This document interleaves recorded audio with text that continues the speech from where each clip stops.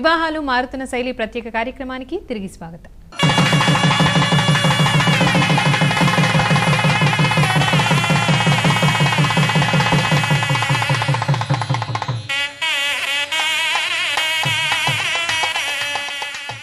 ముదిగొండ గారు మీరు చెప్పండి. రాజ్యలక్ష్మి గారు అంటున్నారు అంటే సెలబ్రిటీల పెళ్లిళ్ళు అవన్నీ చూడడం వల్ల వీళ్ళు అనుకరిస్తున్నారు యువతరం అంతా కూడా అని.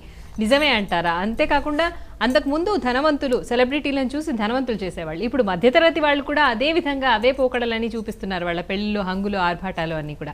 సో దీన్ని ఆహ్వానించవచ్చు అంటారా?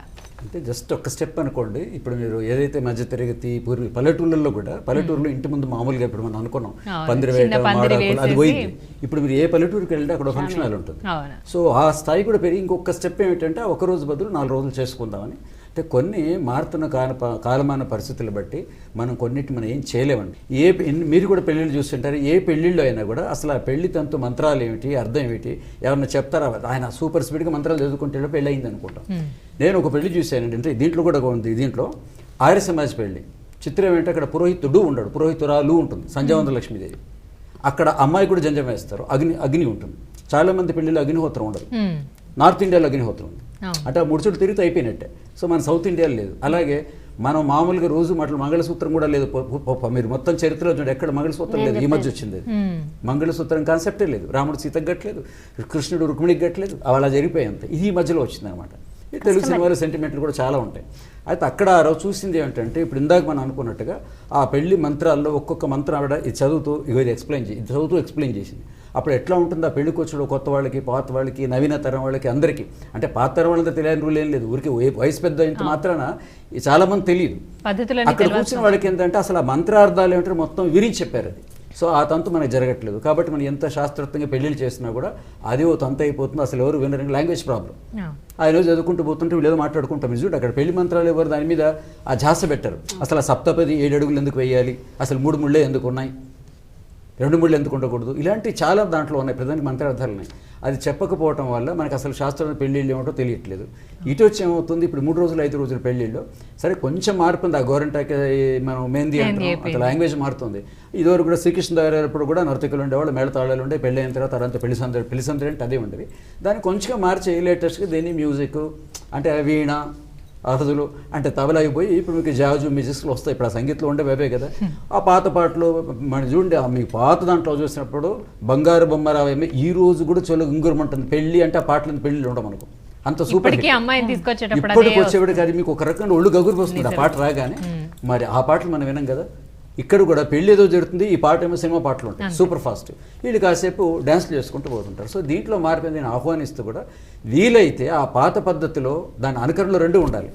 అంటే 5 రోజులు మాత్రం అనుకరించకుండా వీలైతే ఆ పద్ధతులు, మన పాత పద్ధతులు ఏవని అక్కడ ఎవరైనా పెద్దవాళ్ళు ఉండి కొంచెం చెప్తే సందర్భం కాబట్టి ఎలాగ 3 రోజులు ఉన్నారు, ఎలాగ 5 రోజులు ఉన్నారు, యువతకు అది ఏర్పాటు అవుతుంది. అంటే వీటన్నిటికంటే ముఖ్యమైన పెళ్ళిళ్ళ సందర్భంగా ఉండాలంటే ఒకటి రుణానుబంధ రూపేణ పశుపత్ని సూతాలి అని ఒక సూత్రం ఉంది. మీరు ఎన్ని మాటలు చెప్పినా అది లవ్ మ్యారేజ్ అరేంజ్మెంట్ పైన వీడు marriages are made in heaven అని ఆల్రెడీ చెప్తారు. ఓన్లీ మనం ఏదో పెళ్లి పేరేకో అక్కడ వెళ్ళాము లవ్ మ్యారేజ్ అని ఒకటివే అక్కడ కలుస్తూ ఉంటాయి. పొంతన లేకపోతేనే డైవర్స్కి వెళ్తారు, ఉంటే కాపురం చేస్తారు.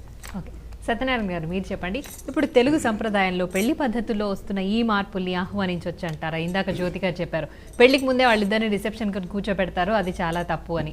అట్లాగే మెహందీలు కానీ ఇవన్నీ అంటే ఈ సంప్రదాయాల్లో మనం ఒక హద్దు అంటూ గీసి దీన్ని ఈ రకంగా అంటే దాని పర్పస్ ఏంటో వాళ్ళ కనుక చెప్పి దాన్ని ఆ ప్రకారంగా నడిపిస్తే కరెక్టే అంటారా, అసలు ఆహ్వానించవచ్చు అంటారా ఈ సంప్రదాయం? అది జ్యోతి గారు చెప్పింది కరెక్ట్ అమ్మా.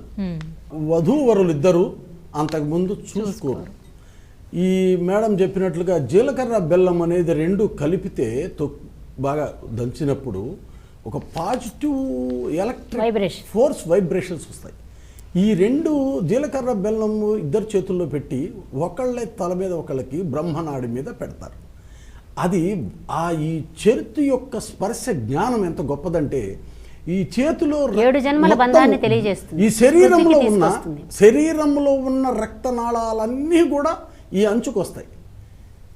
ఏమ్మా ఆ ఎలక్ట్రిక్ ఫోర్స్ ఎట్లా ఉంటుందంటే మనము ప్రోక్షణ చేసుకున్నప్పుడు ఆపోహిష్టామయోభు ఒక నీటిని మనము ఈ వేళలో ఒకసారి తాకించి ఇది చేసి ప్రోక్షణ చేసినప్పుడు ఎలక్ట్రిక్లో వాటర్లో పడితే ఎంత ఫోర్స్ వస్తుంది. అలాగా జీలకర్ర బెల్లం ఈ చేతి ద్వారా వచ్చిన దాంట్లో బ్రహ్మనాడిలో వాళ్ళిద్దరికి శక్తి వస్తుంది, ఎలక్ట్రిక్ వైబ్రేషన్ వస్తుంది. తర్వాత తెర తీసిన తర్వాత చూపులు కలిసిన శుభవేళ అంటారు చూడండి. ఫస్ట్ టైం ఆ కళ్ళల్లో చూసినప్పుడు ఆ కెమెరాలో పడిపోతుంది ప్రింట్. ఈ రకమైన ప్రవర్తనలు, ఈ రకమైన ప్రక్రియలు ఉన్న ఈ సాంప్రదాయము 100 ఏళ్ళు కలిసి కాపురం చేసినది. జన్మజన్మల బంధం కావాలన్నారు, ఇది కాదు 7 జన్మల బంధం అని అంటారు చూడండి. 7 అడుగుల బంధం 7 జన్మల బంధం కావాలి. కాబట్టి ఇలాంటి ఆలోచన కలిగిన ఆ రోజుల్లో ఉన్న అభిప్రాయాలు పిల్లలకి చెప్పే పరిస్థితులు తల్లిదండ్రులకు లేదు. ఎందుకంటే ఆ అబ్బాయి ఇంజనీరింగ్ డాక్టరు అయిపోయే వరకు వాళ్ళకి కాఫీలు టిఫిన్లు ఇవ్వటం, అందించడం, బూట్లు పాలిష్ చేసి అక్కడ అందించడం సరిపోతుంది. ఏదో ఒకటి ప్రక్రియ కావాలి అంటే దానికి సంబంధించిన ఒక కహాని కావాలి, నీతి సూత్రాలు కావాలి, పద్ధతులు కావాలి. అరుంధతి నక్షత్రం గురించి ఇందాక అడిగారు. పట్టపగల అరుంధతి మీరే అడిగారు కదా, అరుంధతి నక్షత్రం అక్కడి నుంచి ఎక్కడికి వెళ్ళదు, కానీ సూర్యుడి యొక్క కాంతిలో అరుంధతి నక్షత్రం మీకు కనపడదు. కానీ దండం పెట్టుకోమన్న ప్రదేశం మాత్రం ఒకటే, మీకు అక్కడి నుంచి వచ్చే కిరణాలు మాత్రం మీకు వస్తాయి. కాబట్టి మన వాళ్ళు ఏం చెప్పినా ఏం చేసినా దాంట్లో సైంటిఫిక్ అప్రోచ్ ఖచ్చితంగా ఉంటుందమ్మా. ఖచ్చితంగా మీరు ఏదైతే నెక్స్ట్ జనరేషన్కి చెప్పదలుచుకున్నారో వాటిని స్పష్టంగా శాస్త్రోక్తంగా చెప్పడానికి ప్రయత్నం చేయండి. వాళ్ళు పద్ధతి కోసం మారుతారు. జ్యోతి గారు మీరు చెప్పండి, పెళ్ళి అనేది 100 ఏళ్ల పంట. దీన్ని మరి 100 ఏళ్ల పంటగా చేసుకోవాలి అంటే ప్రస్తుతం యువతరం ఎలా ఆలోచించుకోవాలి, దాన్ని ఎలా మలుచుకోవాలి అంటారు? వాళ్ళు 5 రోజులు చేసుకోనియండి, 3 రోజులు చేయనియండి, పెళ్ళి ఒకరోజు చేసుకోనియండి, వాళ్ళ యొక్క ఆర్థిక సంబంధమైనటువంటి పరిస్థితుల దృష్ట్యా ఎలా చేసుకున్న యువతకి కాబోతున్న జంటకి అసలు దంపతులంటే అవగాహన ఉండాలి. అసలు దంపతులంటే ఎవరు అంటే, దంపతులంటే ఎవరో, వాళ్ళెవరో, నేనెవరో, ఆయన దారి ఆయనది, నా దారి నాది అనుకోవడానికి లేదు. వివాహమైన తర్వాత ఇద్దరి దారి ఒకటిగా ఉండాలి. అలా ఉండడానికి కొన్ని త్యాగాలు చేయక తప్పదు. ఎందుకంటే దాంపత్యం అంటే ఎక్కడో ఒక్కడ ఏదో ఒక పరిస్థితుల్లో ఒకరి మాట ఒకళ్ళు మన్నించాల్సి వస్తుంది. అలా మన్నించగలటువంటి ఓర్పు, అలాంటి సహనాన్ని నేను అలవర్చుకోవాలి. మా దాంపత్యం ఇంకొకరికి ఆదర్శంగా ఉండాలి. సీతారాములు ఎలాగైతే ఇప్పటికీ ఇన్ని యుగాలు మారినా వాళ్ళని మనం ఆదర్శ దంపతులుగా ఎలా తీసుకుంటున్నామో అలా మమ్మల్ని తీసుకోవాలని ప్రతి జంట అనుకుంటే వాళ్ళు చక్కగా ఉండగలుగుతారు. మధ్యలో ఎవరేం చెప్పినా కూడా దంపతులు వినకుండా, నేను పర్వాలేదు, ఒకసారి నేను ఆయన మాట విన్నాను కదా, ఈసారి నా మాట ఆయన వింటారు అన్న ధోరణి ఇద్దరిలో ఉంటే చక్కగా ఉంటుంది. ఓకే, రాజ్యలక్ష్మి గారు మీరు ఏమంటారంటే, పెళ్ళి అనేది కేవలం 2 జీవితాల కలయికే కాదు, కుటుంబాల కలయిక కూడా అంటారు. సో ఆ విషయం వాళ్ళు దృష్టిలో ఉంచుకోవాల్సిన అవసరం ఉంటుంది కదా, దాని విషయంలో మీరేమంటారు? పెళ్ళి అంటే first of all it is a commitment అండి. It can be a celebration for 1 day or 5 days, ఎన్ని రోజులైనా కానీ, 5 రోజుల 3 రోజుల, irrespective of that fact. First of all వాళ్ళిద్దరి మధ్య ఒక కమిట్మెంట్, ఒక ఒప్పందం, ఒక ఒడంబడిక, మనసులు ఇచ్చి పుచ్చుకుని. ఈ రోజుల్లో ఒక అమ్మాయిని ప్రశ్నించి, అమ్మ నీకు ఎట్లాంటి అబ్బాయి కావాలంటే కేరింగ్ అండ్ అండర్స్టాండింగ్ అంటుంది. ఆ అబ్బాయి అదే చెప్తాడు. నన్ను ఒకళ్ళు అర్థం చేసుకోవాలనుకుంటావే కానీ మనం వాళ్ళని అర్థం చేసుకోవాలనుకుంటే మొదలు మన దగ్గర నుంచే మొదలవుతుందని చారిటీ స్టార్ట్స్ ఫ్రమ్ హోమ్ అంటారు. చారిటీ స్టార్ట్స్ ఫ్రమ్ హోమ్ అంటారు. అట్లాగే నువ్వేదైనా ఒకటి లోకాన్ని ఉద్ధరించదలుచుకుంటే ముందు నిన్ను నువ్వు ఉద్ధరించుకో చాలు అనేది. ఫస్ట్ ఆఫ్ ఆల్ మనం ఎదుటి మనిషి ఇంటికి వచ్చిన భర్త కానీ మా భార్య కానీ ఆఫీసుల్లో కష్టపడి వచ్చినప్పుడు కానీ ఒకళ్ళకొకళ్ళు అలసిపోయి వస్తారు. ఆర్థికపరమైన ఇబ్బందులు, ఆరోగ్యపరమైన, పిల్లలకి సంబంధించిన ఇంటికి అనేక రకాల చికాకులు, దూరాభారాలు, బోల్డ్ అంత ట్రాఫిక్లో జామ్ అయిపోయి వస్తూ ఉంటారు. కొంచెం సంయమనం పాటించి ఎవరైనా ఒకళ్ళ మీద అలిగినప్పుడు ఇవి ఎంత ఖర్చు పెట్టి పెళ్లి చేశాము అనేది తల్లిదండ్రులకి ఇచ్చే భారం కాకుండా ఆ పిల్లలు చేసిన పెళ్లి మీద మనం చక్కగా ముందు సెలెక్ట్ చేసుకుని నాకు కావాల్సిన వాడు ఏంటి, తన్ని తాను అర్థం చేసుకోవడం అత్యంత ప్రధానమైన విషయం. నాకేం కావాలి, నాకు ఇష్టాలు, నా కోరికలు ఏంటి, నా నమ్మకాలు, నా ఆశలు ఏంటి, ఇవన్నీ నేను ఎదుటి మనిషిలో పొందుతున్నానా అని చూసి 1 ఏడాది ఆలస్యం అటు ఇటు అయినా చక్కగా ఈ రోజుల్లో ఉన్న సౌకర్యాలు, పిల్లలకు చాలా చక్కని సౌకర్యాలు ఉన్నాయి, మ్యాట్రిమోనీ సైట్స్ అన్నీ ఉన్నాయి.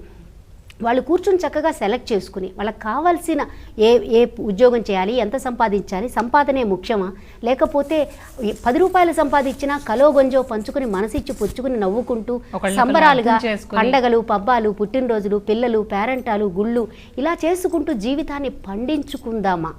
జీవితాన్ని పండించుకున్నారమ్మా పెద్దలు.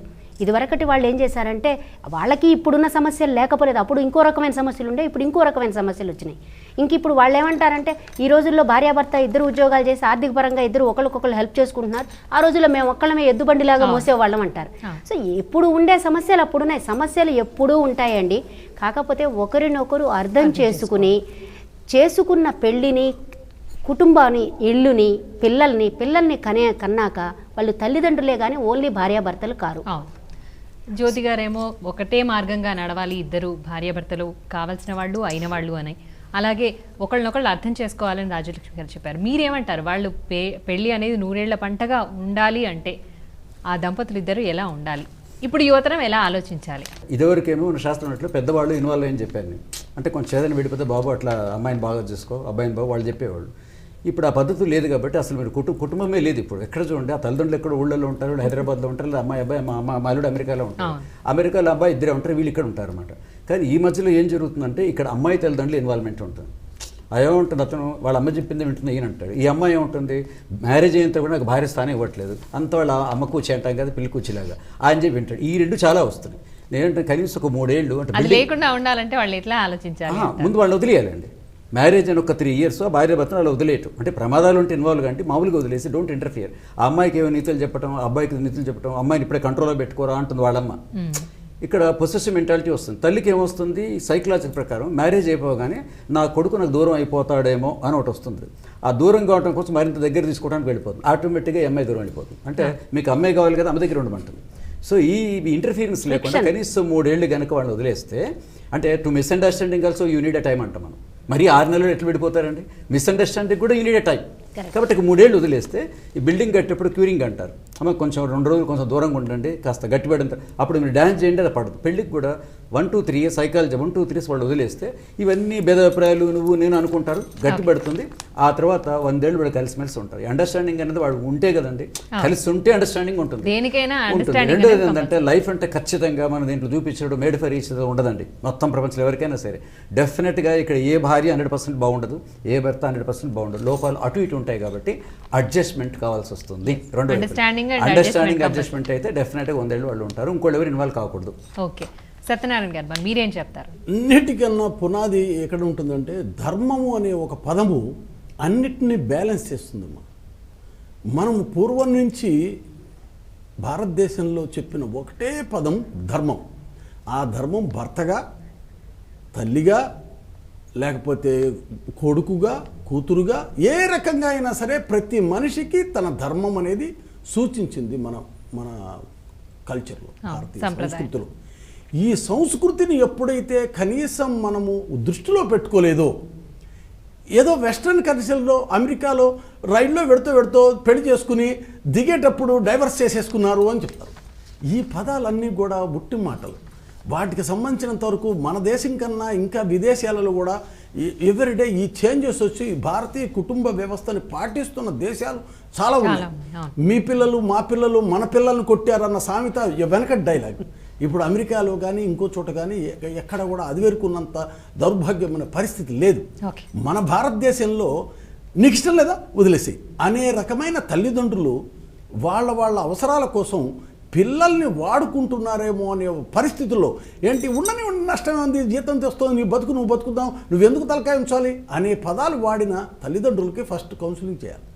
వాళ్ళకి ధర్మం గురించి తెలియాలి, అప్పుడే పిల్లలకి వాళ్ళు చెప్పగలుగుతారు. కాబట్టి భారతీయ కుటుంబ వ్యవస్థని చిన్నాభిన్నం చేసే అధికారము ఏ తల్లిదండ్రులకి పిల్లలకి లేదు. ఆ బాధ్యతాయుతంగా మీలాంటి వాళ్ళు ఇంకొద్దిగా దాన్ని ముందరికి తీసుకెళ్తే సక్సెస్ఫుల్గా 100 ఏళ్ల పంట అవుతుంది. మరి మీరందరూ కూడా మీ అమూల్యమైన సమయాన్ని వెచ్చించి మా ఈ కార్యక్రమంలో పాల్గొన్నందుకు ధన్యవాదాలు. చూశారు కదండి, వివాహాలు మారుతున్న శైలి ప్రత్యేక చర్చా కార్యక్రమాన్ని. మరో అంశంతో మళ్ళీ కలుద్దాం. నమస్కారం. మీ అభిప్రాయాలను సూచనలను మాకు తెలియజేయాల్సిన చిరునామా భక్తి TV, care of Rachana television private limited, road number 92, Jubilee hills, Hyderabad 5,96,000. మా ఇమెయిల్ ఐడి bhaktihyd@gmail.com. మా వెబ్సైట్ www.bhaktitv.org. Phone number 901012223333.